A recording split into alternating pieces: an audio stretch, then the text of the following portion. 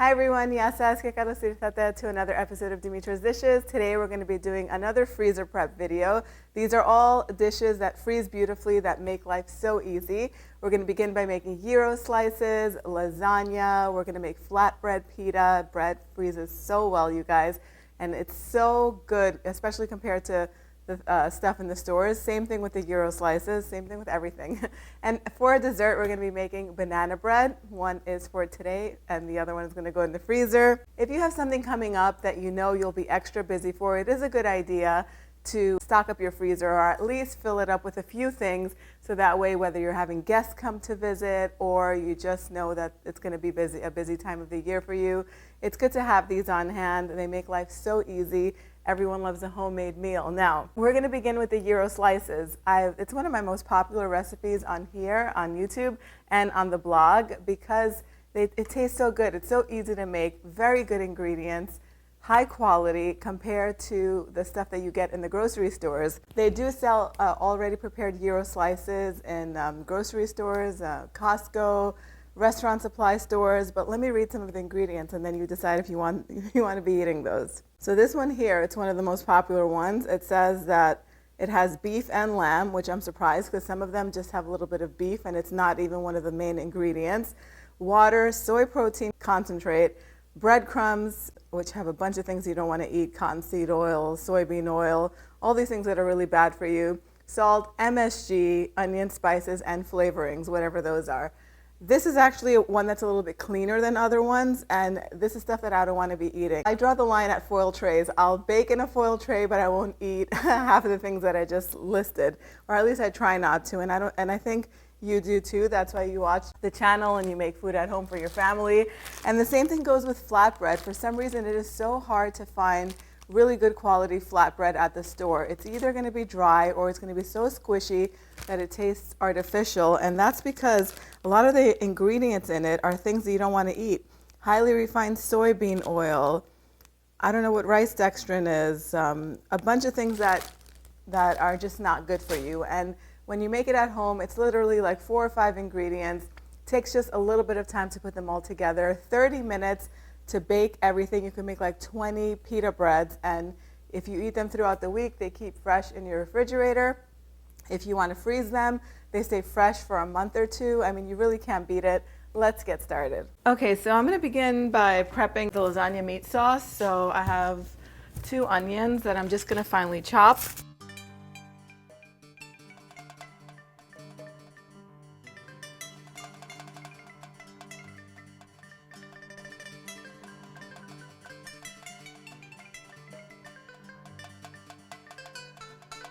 They're going to go in a big pot that's heating over medium-high heat. I'm also going to add about 1/3 cup of olive oil and a little bit of salt. And this will cook for about 8 to 10 minutes or until it's soft and golden. Okay, the trick to prepping and not, losing your mind over it is to clean as you go. And also, if you're already cutting onions and you have another recipe that's going to have onions in it, so that way you don't have to keep rinsing your cutting board and your knives, go ahead and prepare those onions. And I'm going to do that because I'm making a double batch of gyros. So I have 2 more onions. These don't need to be diced or anything like that. They just need to be peeled and quartered because they're going in the food processor. Okay, so now I have my food processor out. You do need a food processor to make gyro meat, so that way it has the right texture. I'm going to go ahead and add the onions. I'm making 1 batch at a time, by the way. Even if you have a bigger food processor, it is better to do 1 batch at a time. Pulse it until the onions are finely chopped, like so. If you have a few big pieces, that's fine. They'll blend in with the meat. So I have 2 pounds of ground beef. This is 80-20. It's not lean beef. If you want to use lean beef, you can. I don't really recommend it. Actually, I usually do half lamb, like 1 pound of lamb and 1 pound of beef. But this is all I have on hand, so it's what I'm going to use. If you use the lamb, it's much more flavorful. I have some garlic cloves that I finely ground. I usually have them in freezer-safe bags. I don't know, there's about 4 or 5 in there. I have my base recipe up on the channel. I've just started adding a little bit more of everything in there, and it has so much more flavor, so it's up to you. 1 heaping teaspoon of ground coriander, maybe a tiny bit more. A teaspoon of ground cumin. a teaspoon of thyme because I don't have any rosemary, a heaping teaspoon of dried oregano and a touch more, crushed red pepper flakes. Put as much as you like. I like a little heat, so I'll put a whole teaspoon in there, and 2 teaspoons of salt. And you are just gonna puree this until it's one smooth mixture. You might need to go in with a spatula and kind of help the machine a little bit, mix everything in.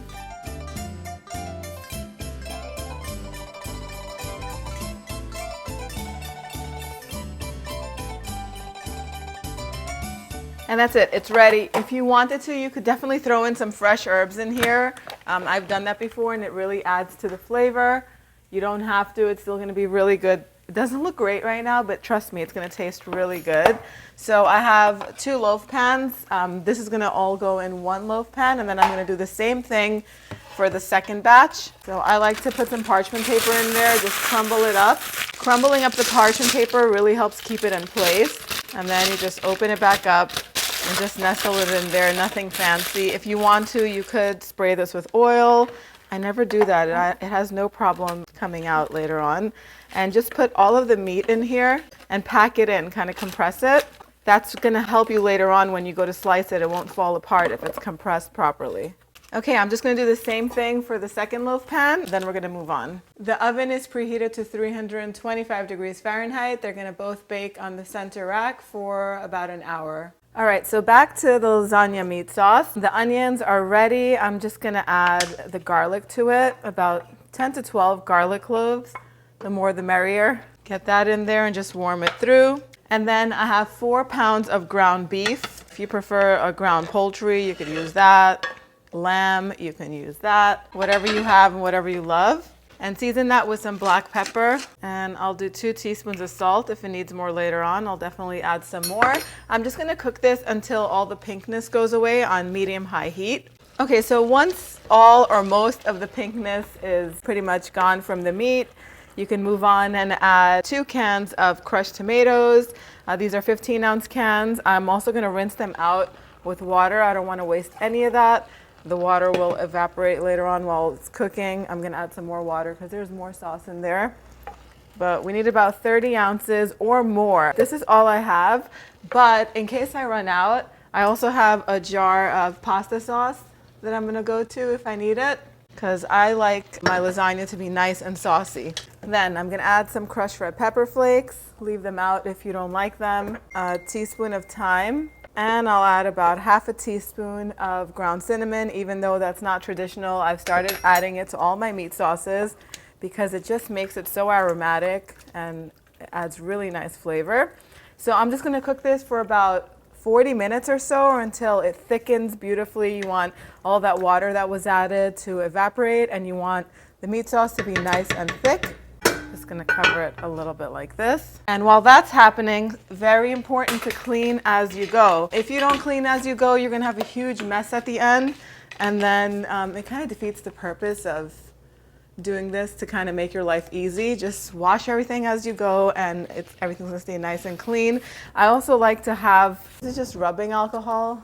I clean my counters with this because, especially when I'm working with raw meat, I want to make sure that my counters are really clean and disinfected. So I just wipe them down with a sponge first, and then I just put some rubbing alcohol. I've been doing this for years. I didn't learn it anywhere. I don't know if it's what it is, but it keeps the counters clean and disinfected. And I also like to clean my equipment with it. Just wipe it down really good. Okay, so while my meat sauce is cooking, I already cleaned up. I'm gonna make a bechamel sauce because it just makes the lasagna so creamy. So in my saucepan right here, I added 3/4 of a cup of all-purpose flour. I'm gonna add 3/4 of a cup of olive oil, and I'm gonna cook that over medium heat until it's nice and toasted and that raw flour taste is gone. That happens pretty quickly. I'm gonna add 5 cups of cold whole milk and mix that up so everything is nice and smooth. And you wanna season the milk too with 1/4 teaspoon of ground nutmeg. some freshly cracked black pepper, and a little bit of salt. We're gonna add some Parmesan in here later, so easy on the salt. You could always add more later, but there's no way you can take it out once it's in there. Okay, while that's cooking, do not step away. I'm right here, but I'm gonna separate my eggs or add the eggs. For this, we're gonna need 2 eggs and 2 egg yolks. I'm just gonna go with 2 whole eggs. That should be enough to hold everything together. Actually, I'll add 1 more, 3, because we are gonna add a little ricotta later on. This is gonna hold the whole mixture together. Continue whisking the bechamel. Once it comes to a boil, it should thicken, and then just take it off of the heat. Temper the eggs, which basically means just add a little bit of the hot bechamel to the eggs, whisk it all up, and put it all back into the pan or the pot off the heat. This has to be done off the heat. And then I'm gonna add a big handful of Parmesan cheese, whisk that all up and set it aside. So now we're gonna make the flatbread dough. So in my mixing bowl here, I'm gonna add 2 cups of hot water because I'm adding cool milk to this, and the whole liquid mixture needs to be lukewarm. So 1/4 cup of milk and 2 tablespoons of yogurt. Any yogurt, Greek yogurt, plain yogurt, anything will do. 3 tablespoons of granulated sugar and 2 1/4 teaspoons of active dry yeast. If the mixture is too hot, it'll kill the yeast. If it's too cold, it's gonna take forever to activate, or it won't activate at all.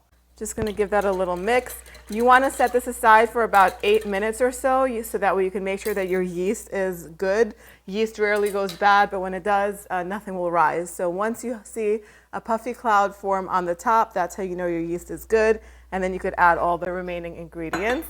Okay, so while the yeast is proofing, I'm gonna get the remaining ingredients ready. So we're gonna need 5 cups or 740 grams of all-purpose flour. You can use bread flour if you like, but I've been using all-purpose flour and it works perfectly. And 2 teaspoons of salt. My whisk is wet, so I'll just use my hands, just mix that all up. Okay, the yeast started forming a little puffy cloud on top, plus I've made so much bread this week that I know that yeast is good. So I'm just gonna move on and I'm gonna add all of the flour and salt and about 2 tablespoons of olive oil. I'm doing this while I'm waiting for my pasta in the back to boil, or the pasta water to boil. The meat sauce is also almost ready. So if you know how to multitask, you'll get all of these meals done at the same time. Okay, so now this is gonna knead for 10 minutes on low speed.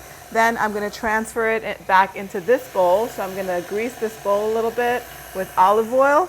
Once the dough is done, I'm gonna transfer it in here, toss it around, cover it with plastic wrap, and set it aside to double in volume. That's gonna take about 1.5 hours. All right, so the meat sauce looks really good. It's where I want it to be as far as thickness is concerned. Just gonna give it a taste to see if it needs a little more salt. That is so perfect. Doesn't need anything else other than some fresh herbs. I finally chopped a bunch of parsley. I'm just gonna add that in. I turned the heat off already. I also like to add a little bit of oregano at the end. I don't add the oregano at the beginning because it tends to make it a little bit bitter. Maybe just a teaspoon of oregano is all it needs. This is done. I'm gonna take it off of the heat. And as soon as the pasta is done boiling, we're just gonna put it all together. So I have a big pot of water boiling over here. I'm gonna add some salt to it, like 2 to 3 teaspoons. You want it to be well salted so the pasta has some flavor. And I have 2 boxes of lasagna noodles. I don't really like the texture of the noodles that don't need to be boiled, so I am gonna just boil them. It doesn't take too long to boil anyway. I'm gonna go ahead and add them in and just boil them according to your package's instructions. You just want them to be al dente, do not overcook them. So this package says 8 minutes. So I'm gonna take them out at 7 minutes just to be sure. And then I'm gonna boil the second pack. I never boil 2 packs together because they don't cook properly and they always stick. I'm also gonna throw in some olive oil to help keep them from sticking. And in 7 minutes, I'm gonna drain these. Okay, so while my pasta is boiling, the timer went off. The gyro was ready. It baked for exactly an hour. And this is what it looks like. It's still really hot. You want to let it cool down completely before you slice it. There's going to be lots of liquid in the pan. Do not drain that. You're going to use that because there's a lot of flavor in that. So let this cool completely. If you can let it chill properly before you freeze it, it's going to be much easier to slice. If you don't have that much time, just let it come to room temperature, and then I'll tell you what to do when we get there. Okay, so it's been 7 minutes and the pasta should be done now. I'm not even gonna drain it because I'm gonna use that same water for the next pack of pasta. So I'm just gonna carefully take it out with these tongs. Try to get as much of the water off as I could. I should be using a spider strainer, that would be easier. And I did end up switching to a spider strainer to get the lasagna noodles that are at the bottom. Okay, this water is still boiling, but before I add the noodles to the pot, I'm just gonna add some olive oil to these to keep them from sticking. Try to separate them while they're boiling. That makes it so much easier. Use 2 tongs to do that. I'm just gonna add the next pack of noodles in here and let these cook for 7-8 minutes. And I'll do the same thing once they're done. All right, so the rest of my noodles have also been boiled, and because I separated them while they were cooking, they should be okay, but they're not. Okay, I'm just gonna put them on parchment paper. I was gonna try and skip this step, but they're just gonna all get stuck together. If they do get stuck together and some of them aren't fully cooked, that's totally fine.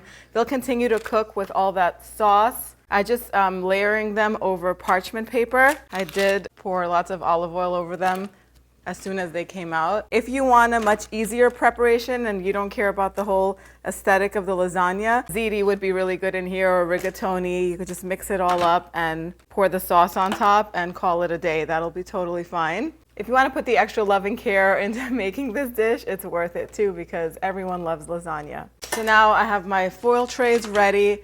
This is all the ricotta cheese I had, 15 ounces. So I'm just going to add it to the bechamel sauce. I usually put much more ricotta than this, but to be honest, bechamel is so much better, but you make it however you like. Do you guys use bechamel or do you use all ricotta in your lasagna? Let me know in the comments below. I'm just gonna mix it right into the bechamel sauce. And I'm not gonna put the mozzarella in here. I'm gonna sprinkle it on top of each layer. I think it works better that way, but I am gonna add more Parmesan cheese to it because it adds so much flavor. You can add kefalograviera to this. That has even more flavor than Parmesan. Guys, I go heavy in the cheese. That's why my lasagna is the best.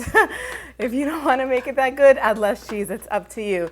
If you want to, you can add like an Italian seasoning mix to this, which is basically just oregano, thyme, some rosemary, and a pinch of salt, or some fresh herbs like parsley and basil. That would work too. Let me give this sauce a little taste. Oh my God, it looks so good. Even though it has all that Parmesan, it needs a little bit of salt because of that ricotta. Now, this is just like you normally make lasagna. Start off with a layer of the meat sauce on the bottom, a very thin layer. You don't need that much. We're gonna start off with 2 pans. I have a feeling we might have enough for 3 pans of lasagna, but let's see. And then you're gonna layer the noodles on top of the sauce. I think 3. 3 is good this way, and we'll do 1 that way. Okay, and I'll bring you closer so you can have a better look. Then we're gonna do another layer of the meat sauce. If you like it more saucy, you could even open a pack of pasta sauce and put it over the top of this too, or add it to your meat sauce. And then go ahead and add the cream sauce on top, that bechamel, ricotta, and Parmesan. Okay, so I generally buy blocks of mozzarella cheese and shred it myself, but in this case, I really did need the shortcut. I'm doing so much prep today, so I bought the shredded mozzarella, sprinkled that on top, and then you're just gonna keep layering pasta, meat sauce, a cream sauce, and mozzarella. You're gonna end up with the cream sauce on top and mozzarella on top. And it's gonna be 3 layers of pasta if you're counting. So the bechamel is totally done, but I do still have some meat sauce left, and I still have some noodles left. So what I'm gonna do is, after making 2 trays of lasagna, I'll use up the rest of the meat sauce, and I'll just layer it with more pasta sauce and cheese instead of the cream sauce, which I wish I had some more bechamel sauce, but that's all I made, so that's okay. I'm just gonna pour a little bit of the tomato sauce. This is regular pasta sauce. Again, it's olive oil, basil, and garlic. And I'll just layer these noodles down here. If you want to, you can add some spinach to it too. It just depends how much time you have on your hands. I'm pretty much done today. I still have some more things to make. So I'm gonna get this all wrapped up and put away. I'll actually just bake this tray for lunch for the kids. You know what, I have a few extra noodles left. I'm not gonna waste them. I'll just layer them on here, should be fine. with all the rest of the sauce, or most of it, because I need some for the topping. Just improvising at this point, just so that way I don't waste the ingredients. There's really no point in saving 3 or 4 pasta noodles. They're just gonna end up getting wasted. So just layer them up like that. The rest of this sauce on top. If I would have gone heavier with the meat sauce, I would have gotten 2 really hearty and thick lasagna pans, but this is even better because now I have 3. I'll pour the rest of this sauce on top and cover it with a nice layer of mozzarella. And I'm just gonna bake this for about 45 minutes at 350, 375 degrees, or until the whole thing is nice and bubbly. So I'll bake it covered with foil for the first 30 minutes, and then I'll cover it and let it get nice and golden for the last 15 minutes. Okay, so my dough has doubled in volume. It's ready. I like to put it in the dryer when I'm in a hurry. What I do is I just put a couple of towels in there, and I let the machine run for about 8 to 10 minutes so it gets nice and hot. Then I put the bowl in there, I turn the dryer off, and usually the dough will double in volume, especially if it's a light dough like this, in like 45 minutes to an hour max. Otherwise, if it's cold, it can take up to 2 hours. It just depends. But you really want to make sure that it doubles in volume so that way the bread is nice and light. So lightly flour your work surface. Kind of roll the dough on there. Okay, make sure while you're doing this, the oven is preheating to 525 degrees Fahrenheit. We're going to cut this into 8 or 10 pieces. It just depends on how big or small you want your pita bread to be. I'll do 10, so 5 on each side.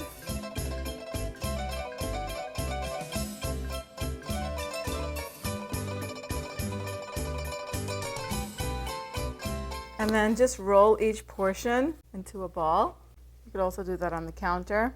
Now, you could always have this dough on hand in your refrigerator. Once you knead the dough either by hand or in your stand mixer, then you don't even have to let it double in volume if you're going to use it a day or 2 later. You could just put it in the bowl, cover it with either plastic wrap or with the lid, and just let it slow rise in your refrigerator overnight. It'll be ready the next day. If you wait 2 days, it'll really create a nice flavor, almost like a sourdough. And I do have another batch ready because since I'm doing these, honestly, these don't take a lot of time to form or to bake. They bake in just a few minutes, so might as well make a double batch.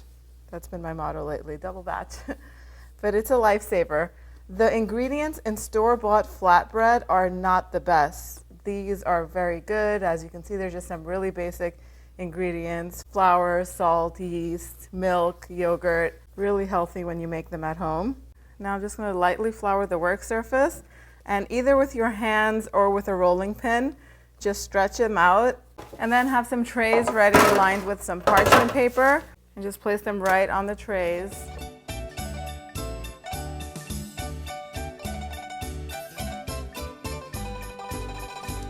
And then just go ahead and transfer the pitas to the baking trays. If you're making them smaller, you could probably fit 3, but otherwise it's going to be 2 at a time. And put them in the oven and bake them for about 6 minutes or until they puff up. And then just go ahead and keep making the bread until you run out of dough. I have another batch of dough that I had made and that I had refrigerated. What I did with that was I just took it out in the morning because I knew that I was going to be making bread today. And I want the dough to be at room temperature. It's really hard to roll out cold dough, so if you do have it refrigerated, you're going to want to make sure that you take it out on time. Otherwise, cold dough just keeps on shrinking every time you go to roll it. And what I love about flatbread is that it doesn't have to be a perfect circle. There's just beauty in it. It looks really nice if it's kind of misshapen and odd shapes. Sometimes you'll find it in the stores sold in an oval shape. So it takes about 6 minutes for the pita breads to come out the oven. You want to make sure that they get nice and slightly golden on top with some darker golden spots on top of them. That's how you know they're done. When they come out, just put them on another piece of parchment paper, or if you have a pan or something like that, stick them on there so that we can keep reusing the same baking pans. Otherwise, you're going to need a whole bunch. And then you can just put the ready-made or formed flatbreads right onto that hot pan. Just be careful, don't forget that it's hot. Transfer that pan back into the oven wearing an oven mitt, because while you're working fast, sometimes you do tend to forget. I have burned myself, so just I'm letting you know so that way that doesn't happen to you. Keep doing that until all of the dough is done, and you'll be done in like 20 or 30 minutes. You'll have 20 flatbreads. Okay, so this is the one that was sitting in my refrigerator for 2 days. So I'm basically gonna do the same thing with this. I'm gonna cut it into 10 equal portions, roll them out, bake them, again, 525 degrees Fahrenheit for about 6 minutes or until they're nice and golden. And that's it. Then we're just gonna let them cool and package them up. So since the dough is still a little cold, let's see if it's gonna let me stretch it out into a circle as easy as the other one did, the freshly made one. Do you see what happens when the dough is still a little bit cold? It kind of contracts much more than the room temperature dough would. It's still not hard to work with though. And the thing about it is it's gonna have a little more flavor than the other one. I don't know, it's up to you if you wanna just make a double batch that same day that you're making the dough, or if you want to keep it refrigerated and just make it straight out of the fridge. I'm not really a huge fan of letting dough sit in the fridge and rise, just because you have issues like this where sometimes it can get tricky, especially if you're new at working with yeasted bread and yeasted doughs. But play around with it and soon enough you'll get the hang of it too. All right, so I'm checking back in to let you know not to refrigerate your dough. I don't know why bakers are such a fan of the cold rise method.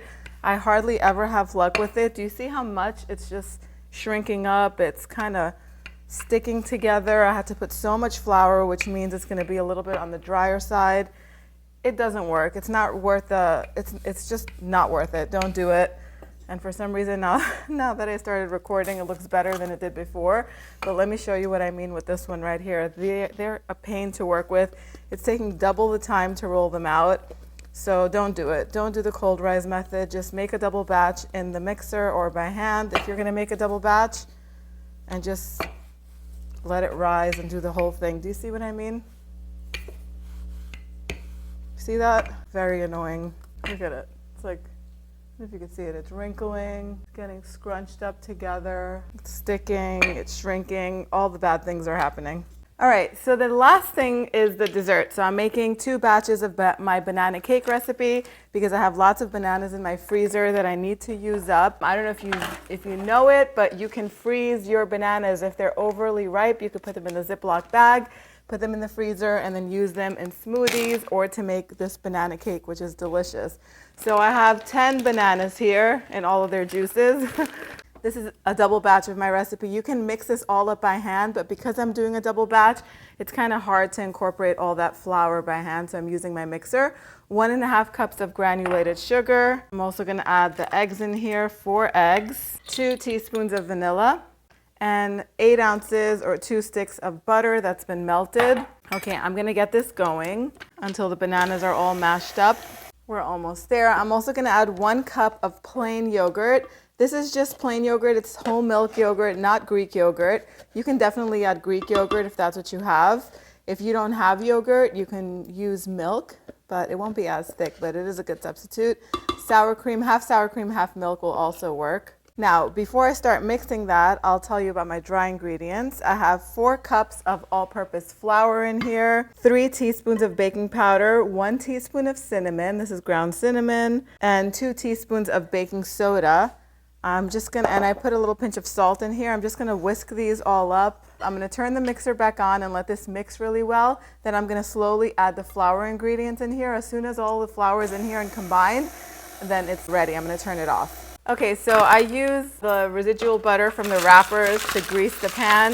You could also spray the pan with some baking spray. So I have a foil pan, that's the last one I have left, and then I have my ceramic pan. I'll freeze one and then I'll just use one for the family for today. It won't make it to the freezer anyway. Everyone loves banana cake. All right, so before we distribute it equally between the 2 pans, just go ahead and mix it with a big spatula. Lots of times there's stuff stuck on the sides and on the bottom of the mixing bowl. Okay, so I like to use an ice cream scoop to distribute it evenly or equally.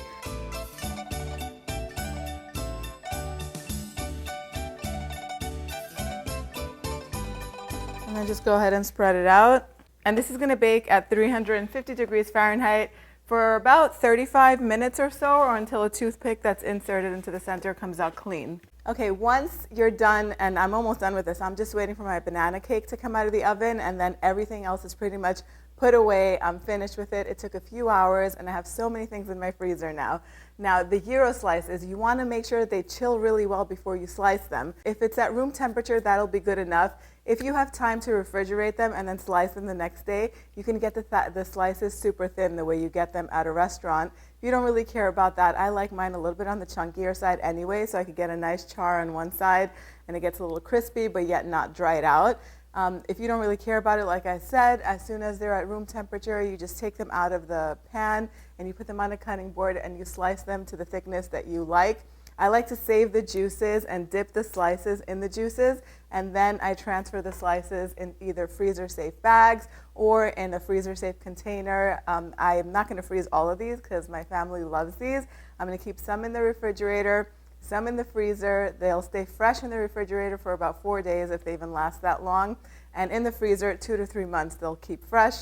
They won't last that long in either location. That's all you need to know about the gyro slices. That's done and out of the way. The pita bread, once it's done and it cools down completely, the same thing. You can transfer it to freezer-safe bags, and then you could freeze it up until 1 or 2 months and then thaw it out. It thaws out pretty quickly. You could even toast them as they're still frozen. And that's it. The one thing I do want to say, I did make a batch of dough 2 days ago and I let it cold rise in my refrigerator. I don't recommend that. It's so finicky and annoying because when you roll out dough that's still kind of cold, it just keeps shrinking on you. It doesn't get to the right size, and it's just an extra frustration that you don't need. So make the dough fresh.